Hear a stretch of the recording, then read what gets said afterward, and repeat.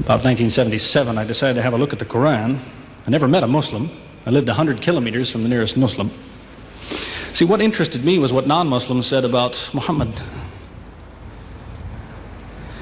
There are books and books written about Muhammad that tell you, one thing we know for sure about this man, he had an outside source of information. One book I've got says the Quran was written by a committee, because they've established so well that there's information in there that an Arabian shouldn't have known. He must have had someone from the outside bringing him this information. So they say, one thing we know for sure, he had an outside source of information. Now, he said this book was a revelation. So they say, you see, he was a liar. He got it from somewhere, he put it in a book, and he gave it to someone, telling him it was from God. He was a liar. Other people write books and books on the subject of Muhammad, and they say, one thing we know for sure, he thought he was a prophet. He was crazy. Because they look at his life very carefully, and they see episodes like, for example, when he hid in the cave with Abu Bakr. He was running from the whole city who wanted to kill him, and he hid in the cave, and when the Meccans came running up to the cave to kill them, what did he say to his friend? Did he tell him, see if you can find a back way out of the cave?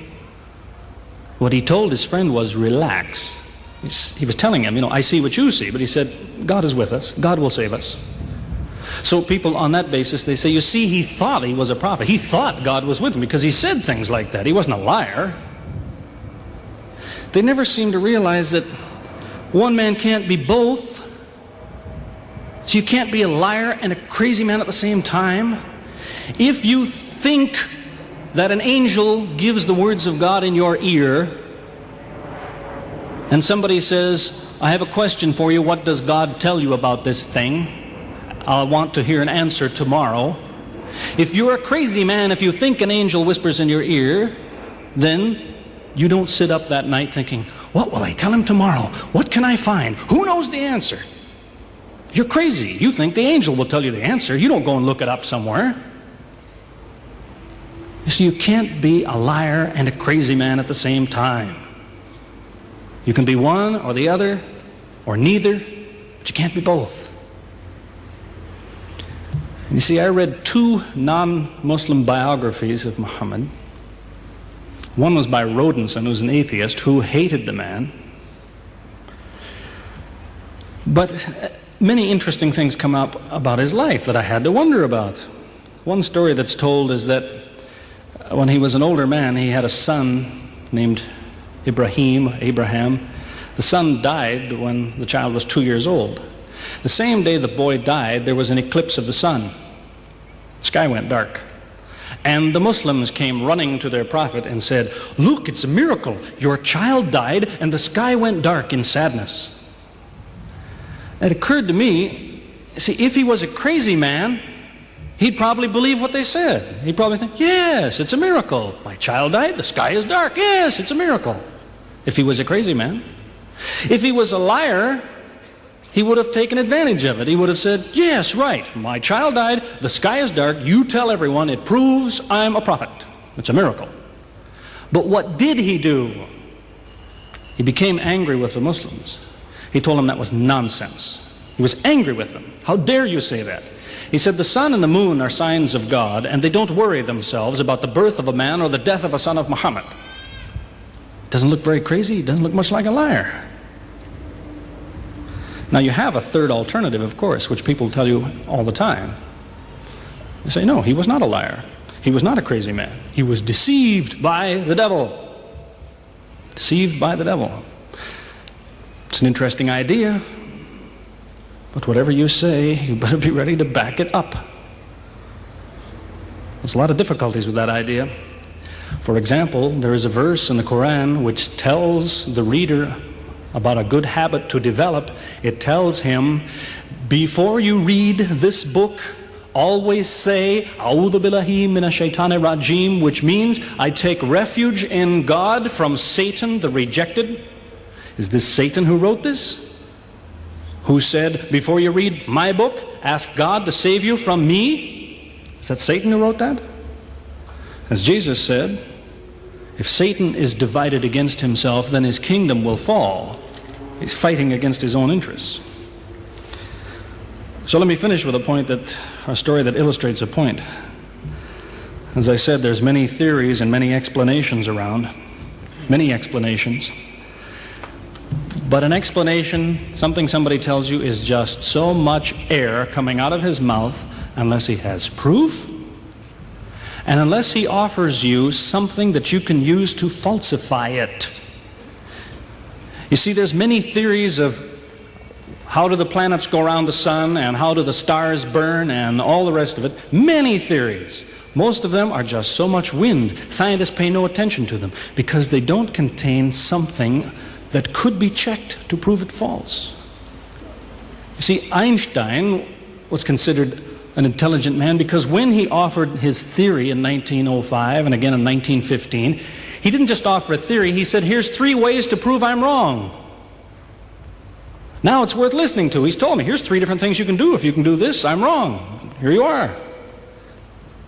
Is there anything like that in Christianity? Has the Christian ever said, you want to prove I'm wrong? All you have to do is this. Has he ever done that? The Quran is filled with that kind of thing, filled with it. Saying, you want to prove this book is wrong? Do this. Prove it. Go ahead. Do it. Filled with that kind of thing.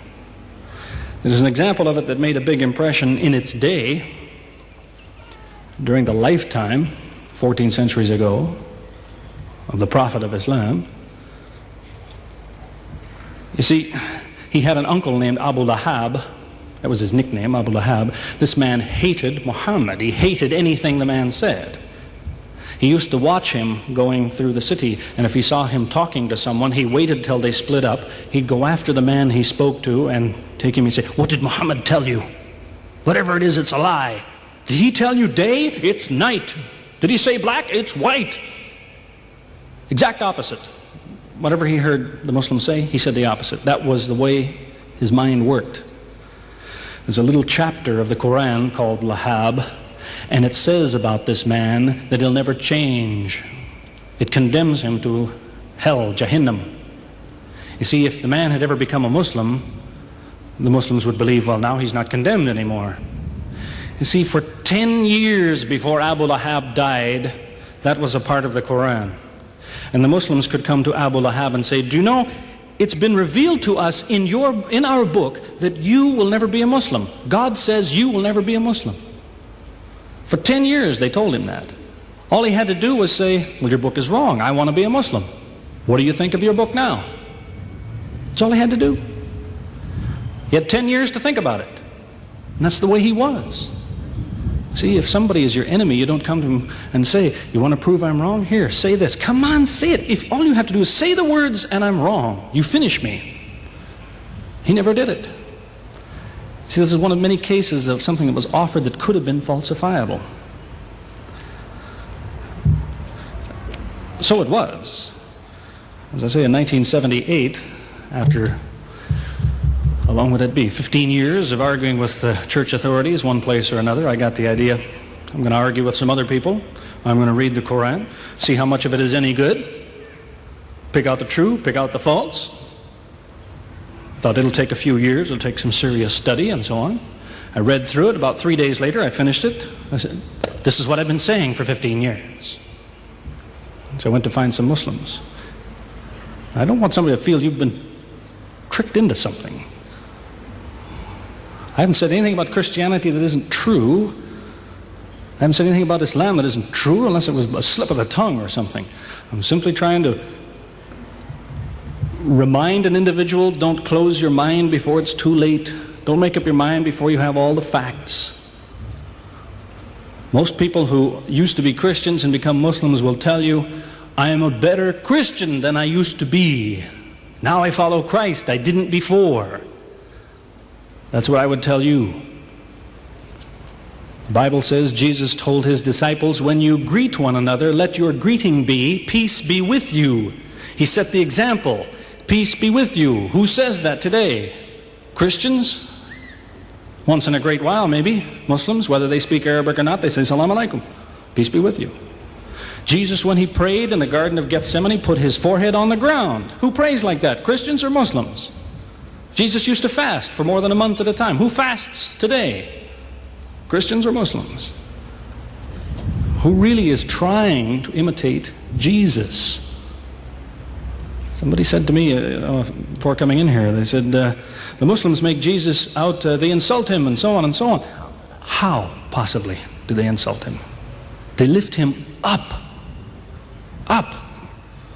They can't tolerate anything bad said about him. They would just as quickly tell you that, they say Muhammad Rasulullah means Muhammad is the messenger of God. They will just as quickly say Isa, Jesus, Isa, Rasulullah, no problem. Just as quickly tell you that, because it's true. They occupy the same place. If God himself wants to make distinctions among his prophets, that's his business, not ours. Treat them all with the same amount of respect. May God guide us always closer to the truth.